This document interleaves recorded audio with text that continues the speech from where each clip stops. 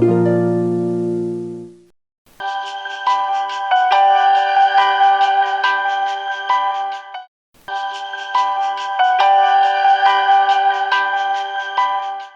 Union européenne, bonjour. Je m'appelle Laetitia, je suis Laetitia du Rwanda. Je vis au Rwanda, je suis née au Rwanda et je vis au Rwanda. Je faisais le parcours des informations sur Internet et lorsque je suis tombée sur le post que voici. Et un pays comme le Rwanda n'est pas une puissance à ce point considérable. Je me demandais d'un coup comment une union peut se mettre en communion pour garder une information erronée que je trouve donc moi erronée. Parce que si, je crois que mon pays va s'en sortir, puisque je suis la preuve vivante qu'il va s'en sortir. Donc, parce que je suis ici pour partager avec toi une sorte de témoignage, mon témoignage, une information sur ma vie donc concernant la résilience. Comment est-ce que quelqu'un peut vivre?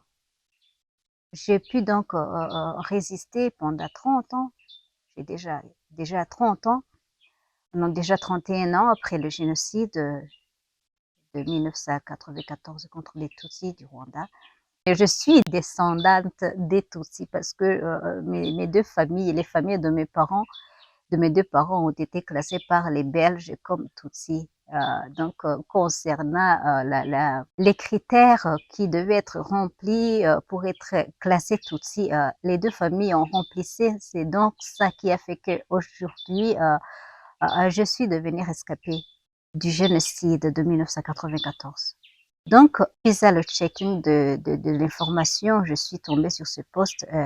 Je me suis dit que il est préférable que l'on garde dans ses armoires d'informations des informations qui ne sont pas erronées mais qui sont vraies. Donc, je suis donc porteur d'un message d'espoir, des messages de résistance, des messages de résilience qui confirment le contraire de ce que vous avez dit. Autre chose qui m'a poussée à faire cette apparition d'aujourd'hui, c'est que je trouvais que même bien que vous travaillez avec les Africains, vous ne connaissez ni les Africains ni la vie d'un Africain. Je suis ici pour vous partager un message que j'ai appelé le budget de moindre coût. C'est mon histoire de survie pendant 30 ans ou après 31 ans, après ce génocide qui nous a été fait ou que nous avons subi. Je veux donc te partager ce témoignage, mais j'ai trouvé que tu as besoin des prérequis. Je t'invite donc dans mon école. J'ai pris décision de t'inviter ou de te donner une leçon transformative. Je t'invite donc, chère Union européenne, dans mon école de transformation. Bienvenue à l'école internationale de transformation. J'ai omis de te dire que je suis mère de 2 cadeaux. Je suis mariée à un seul mari. Il se trouve aussi que mon mari est mon patron. Donc, je travaille chez mon mari. Je vénère le seul, plus grand Dieu, le créateur de l'univers. J'ai donné aussi ma vie à son fils, Jésus-Christ. Donc, je suis ici, je suis chrétienne. Non seulement chrétienne, j'ai été adoptée par Dieu et je suis fière de lui en tant que père qui m'a conduit pendant ces 31 ans que je viens de passer. Bienvenue donc, chère Union européenne, dans mon école de transformation. Je sais que tu crois que l'apprentissage, le refus de l'apprentissage nous pousse toujours à garder des informations qui ne sont pas vraies. Je voudrais donc te partager mon histoire, mais après ces prérequis, bienvenue.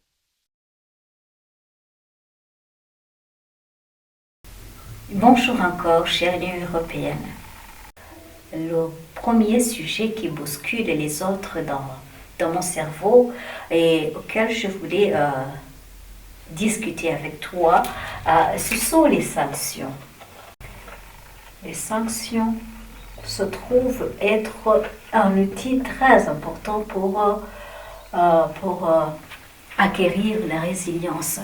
Contrairement à ce que beaucoup de gens se disent chez l'Union européenne, la résilience, ce n'est pas la capacité de rester debout pendant les moments difficiles de la vie, non. C'est au contraire la capacité de pouvoir baisser au fur et à mesure que les portes de la vie se baissent pour vous sanctionner. Jusqu'à ce qu'au moment où elles arrivent au même niveau que le sol, vous parvenez à vous échapper. Et si vous ne parvenez pas à le faire, vous parvenez à vous considérer alors comme un être fait en 3 matières. C'est-à-dire, vous êtes solide comme le corps, vous êtes liquide comme l'âme qui habite dans le sang, et comme esprit qui habite votre cerveau.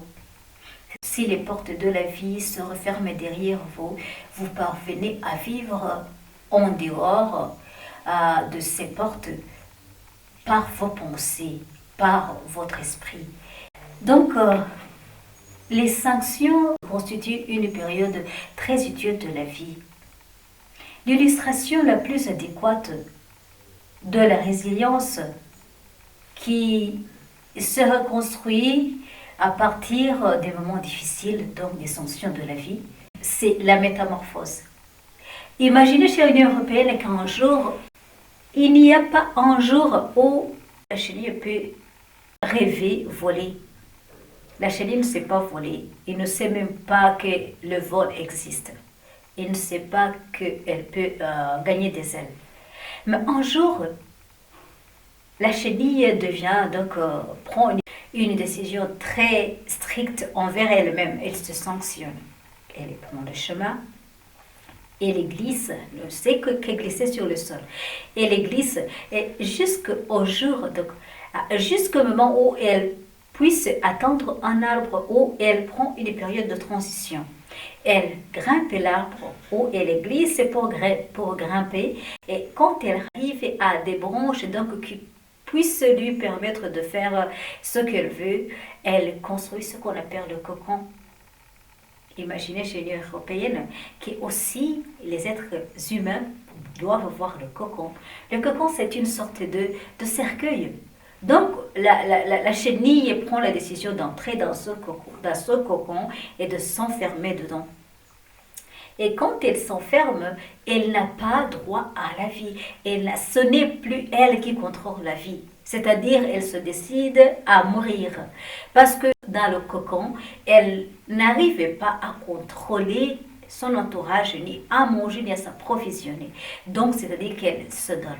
C'est comme ça chez l'Union européenne que les sanctions agissent même pour la vie. Imaginez qu'il y a des sanctions pour les êtres humains, des sanctions pour les pays qui peuvent se décider aussi à entrer dans leur cocon, manger leurs réserves et après acquérir la capacité de voler par leurs propres ailes. L'histoire dit qu'un jour, après quelques jours prévu par le Créateur, qui a mis dans la nature la capacité de conduire ce processus de métamorphose. Un jour, la chenille se trouve réveillée. Elle ne sait pas qu'elle a des ailes. Elle ne sait pas quel être nouveau elle est devenue. Mais après, elle a la force de trouer, de faire un trou dans le cocon. Ce qu'elle fait. L'histoire dit qu'un jour, un monsieur est venu, il a trouvé la chenille qui était en train de trouer son cocon et il a voulu l'aider par pitié. Et il a troué, il a agrandi le trou et il a fait sortir la chenille qui est ensuite tombée par terre. Et quand la chenille est tombée, le monsieur a attendu pour qu'elle se relève et voilà, la chenille n'a pas pu se relever, elle est morte là-bas. Alors, le processus naturel prévoit que quand le cocon est troué, la chenille sort petit à petit son nouveau corps. Alors quand elle sort, elle est devenue un être nouveau dont elle ne sait pas, elle ne savait pas qu'elle allait devenir. Alors c'est le vent, un autre élément de la nature qui se charge de faire sécher le nouvel être avec ses ailes. Et c'est le vent, après avoir séché des ailes jusqu'à à un stade où le vent les déploie lui-même. C'est le vent qui se charge de déployer les ailes de l'être nouveau. Et après, c'est le vent qui souffle et permet de s'envoler. C'est comme ça qu'elle se trouve dans des ailes en train de voler. Elle est devenue un papillon que tout le monde aime, que tout le monde admire, dont tout le monde admire les couleurs.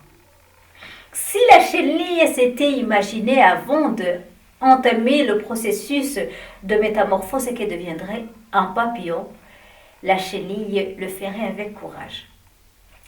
C'est ainsi, chère Union européenne, que les sanctions aussi peuvent agir pour les pays. Notre pays, dernièrement, est sorti d'une sorte de prison. La prison sur laquelle je vais revenir après, mais il s'est décidé à entrer dans son cocon. Mais pendant que le pays est entré dans son cocon, est en train de manger ses réserves pour pouvoir aussi avoir la capacité ou la chance est de pouvoir voler comme la chenille se transforme en papillon. Tout le monde, les êtres humains de tout genre, lui jettent des pierres de tout calibre. S'il vous plaît, laissez le Rwanda entrer dans son cocon. Peut-être il pourra voler. Peut-être il pourra terminer son processus de métamorphose. J'ai vu des gens comme la radio Flash Afrique qui aimait sur Internet et en français lui jeter des pierres de tout calibre. Mais n'oubliez pas que le Rwanda n'est pas égal à un seul peuple, mais le Rwanda est un pays qui est en train de vouloir entrer dans son cocon et terminer son processus de métamorphose. S'il vous plaît, laissez le pays terminer. Le créateur a prévu que, quand les chenilles entrent dans les cocons, ils aient un endroit, ils obtiennent un endroit tranquille. Si vous pouvez protéger les animaux, pourquoi pas ne pas protéger les êtres humains? Donc, je parlais de l'utilité des sanctions. Merci. Si quelqu'un qui est intelligent, si tout le monde qui veut changer sa vie doit penser à se sanctionner, à sortir de sa zone de confort. Et c'est ce que nous disons tous les jours, sortez de votre zone de confort. Alors si quelqu'un sort de la zone de confort, pourquoi les autres êtres humains commencent à lui jeter des pierres de tout genre? Lorsque je parcourais les informations, et notre réseau m'a poussé à partager mon histoire, de comment j'ai pu vivre, de comment j'ai pu survivre, de comment j'ai découvert le budget de moindre coût de la vie. Le budget de moindre coût dans ma vie. Donc, je suis sûre qu'un pays qui entre dans son cocon peut survivre puisque j'ai des outils, puisque je vois qu'il y a des outils que la vie met à notre disposition. Il faut qu'il y ait des budgets d'un temps de luxe, d'un temps normal, des budgets d'un temps de pauvreté, des budgets d'un temps de crise. C'est ainsi que lorsque je parcourais les informations générales européennes, je suis arrivée sur une autre production qui parlait de la population, donc des travailleurs fédéraux de l'Amérique qui étaient en train de se rebeller contre leurs leaders, donc, qui sont en train de faire la redirection financière de leur pays. Je me disais, ça c'est une raison de plus. Dieu ne nous a pas laissé la vie par loisir ou par luxe. Il nous a laissé la vie pour que nous puissions témoigner et porter notre message de confort, notre message d'espoir à la population et aux gens qui se révoltent contre la vie à cause des familiarités qu'ils ont avec des méthodes qui ne peuvent pas porter des fruits. Donc, mon message aussi va en deuxième lieu donc à cette population, à ces travailleurs fédéraux de l'Amérique qui se révoltaient contre leurs dirigeants qui sont en train de faire la redirection. En effet, les États-Unis d'Amérique ont été les premiers à entrer dans le cocon national pour une redirection financière. Sans le savoir, sciemment, le président Trump des États-Unis a courageusement osé présenter le plan du réveil économique tel que présenté dans la Bible. Le plan du réveil économique a originalement été reformulé par un célèbre prophète du nom de Élisée qui a directement précédé le très célèbre prophète Élie.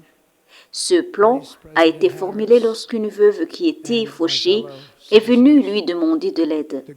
Le prophète Élisée lui a curieusement posé une question, la même question que Jésus a posée avant de multiplier les 5 pains et les partager à plus de 5000 personnes. Ceci vient de ce que le plan divin n'est pas fait comme de la magie. Dieu demande une sémence aux caractéristiques conformes aux standards de la création. Le premier pas du plan du réveil économique est donc « Qu'est-ce que tu as ?» Cette question pousse la personne à considérer ce qu'il a, car vraiment ce que tu as, c'est cela ta richesse. Le prophète n'a pas demandé à la veuve dont le créditeur allait prendre de fils pour les soumettre à l'esclavage en guise de paiement « Qu'est-ce que tu gagnes ?» ou « Qu'est-ce que tu comptes gagner ?» La question était « Qu'est-ce que tu as ?» Là, la femme lui a dit qu'elle n'avait rien, qu'une très petite quantité d'huile qu'elle comparait au fond de la vase elle-même.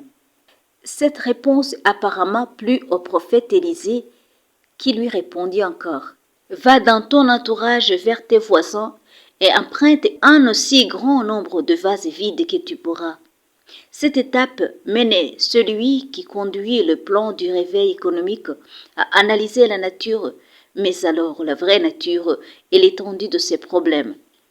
C'est ainsi que les États-Unis d'Amérique ont osé analyser la vraie nature de leurs problèmes, voire même la déclinaison de leur économie. La troisième commande du prophète Élisée est « Entre dans ta maison avec tes fils et ferme la porte derrière vous ».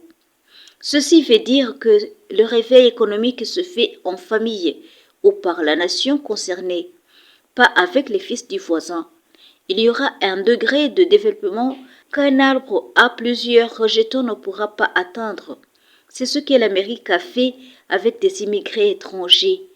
Bien que Huey est en grève, il n'y aura aucun autre chemin emprunté pour constituer leur économie. La Namibie a répondu positivement à l'invitation de l'Amérique en lui renvoyant à son tour les Américains immigrés en Namibie. La quatrième étape était de remplir les vases vides par l'huile qui restait au fond de la vase. C'est l'étape de multiplication. Vous multipliez ce que vous avez et non ce que vous n'avez pas.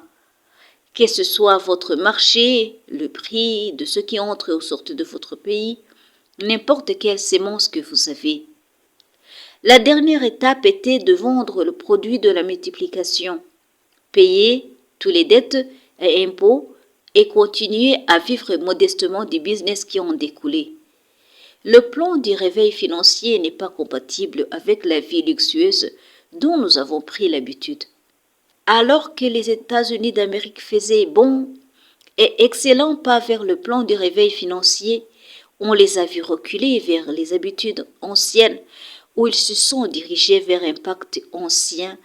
Ne pouvons que leur faire changer de dimension et leur faire entrer dans un cercle infernal de versement du sang y inclut le leur. Voici le pacte. Il y a longtemps, très longtemps, le Congo avait été béni d'un fils, un fils qui avait le plan de faire du Congo ce qu'il a été vraiment créé pour être, la joie du monde, un réservoir de toute matière, où les nations étaient supposées venir s'approvisionner honnêtement et légalement.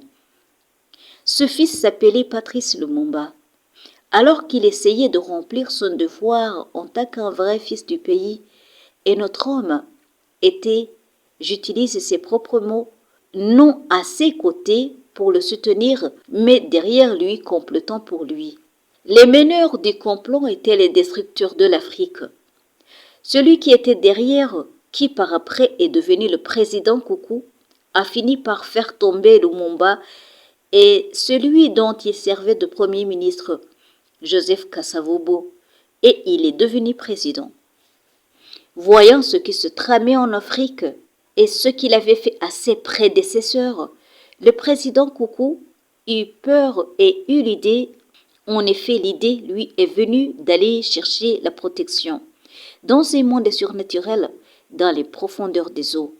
C'est ainsi qu'il rencontra et se lia à une entité marine qui, je pense bien, lui accorda sa protection. L'entité marine s'appelait Zaïna. Le prix de la protection était de dédier sa nation à cette entité. C'est ainsi que tous les Congolais sont devenus des Aïrois. Depuis ce temps, et les mines et de l'or et du diamant et même l'avenir de la jeunesse congolaise était sous contrôle sous-marine, qui, selon son mode opératoire, le versement du sang et d'or.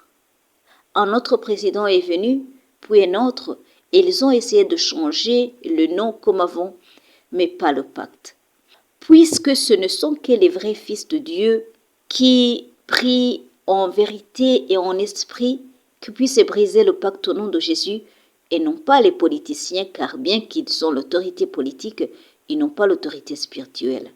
Et voici l'Amérique en cours de ramener leur pays de la domination de l'air vers la domination des bas-fonds, car la parole de Dieu confirme que le monde entier est soumis sous la domination des puissances célestes et de l'air. Ceci pourrait être une démarche reculante. Après ce, chère Union européenne, faisons un autre devoir avant session, celui de la démystification des richesses qu'apportent les pierres précieuses.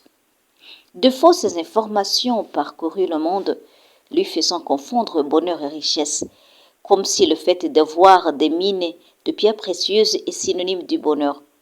Par ces fausses informations, les nations entières ou bien les habitants des contrées avoisinant les mines ont été menés à arrêter toute autre sorte de travail pour s'adonner à des extractions des minerais. Sans nous donner la peine de parcourir le monde entier, prenons l'exemple de ces habitants de l'une des régions colombiennes où on fait l'exploitation minière des émeraudes, les diamants verts.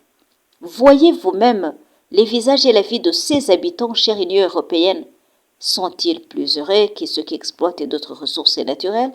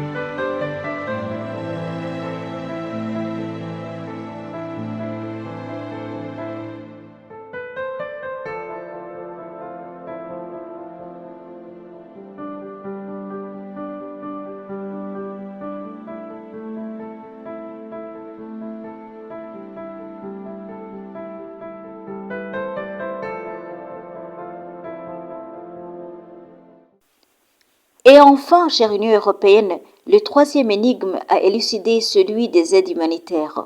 Comment se fait-il qu'un pays de l'Afrique, parmi les plus riches en ressources naturelles, et notre en voie de développement, et l'autre de l'Europe dépendent tous des aides financières d'un seul pays? Je te fournis la preuve, chère Union européenne, que notre vision doit être transformée.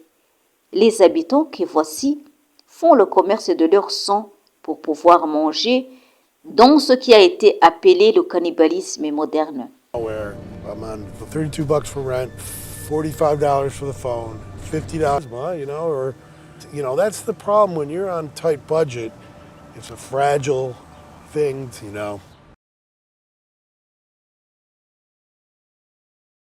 Yeah, at first it was just kind of like an extra money thing, just to get a little money on the side, to help me with bills and stuff. And then it just kind of, I became a regular. At first, when you first start, you get $50 your first 5 times as a new customer. Then after that, on Tuesdays or Thursdays, any 2 days of the week, you get $20, and then it go up to $40. How long have you been donating plasma? Now for a year. Every week? Yep, 2 times a week. That's a lot. Yes, but it ain't bad. It's cool. It help out. It's good for other families. It's good for my family too in the end of it. So one hand wash the other hand. No one does it for any kind of moral reasons. No one does it for the moral. No one does this because it helps people. It's just one of the side effects is that it helps people. So. Here we go, right here. Now, this is the plasma blood bank card. It's almost like a regular Visa card. You know what I'm saying? They put the money on your card immediately after you get done. Sometimes they forget to put the money on your card, and you got to call that number on your card. Because if you don't call that number on your card and stuff, you're going to be without money. I wasn't able to donate today with my blood, and that's very important because I take my blood pressure medication, and I think I ate bad yesterday.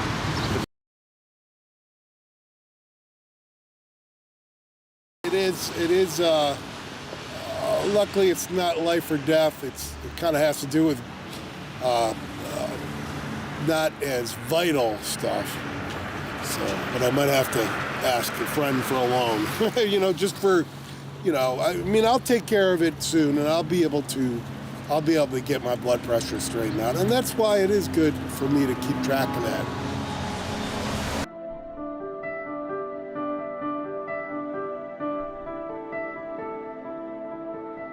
When I blacked out, I don't want to do that no more.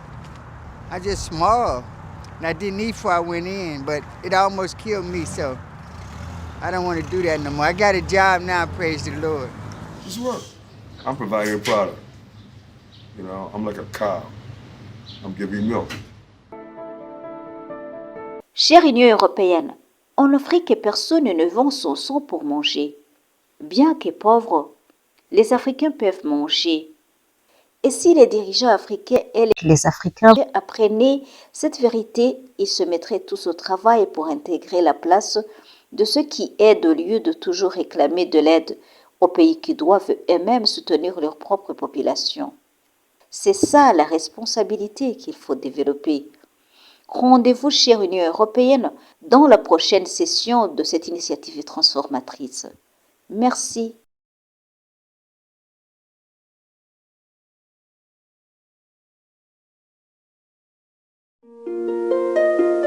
Thank you.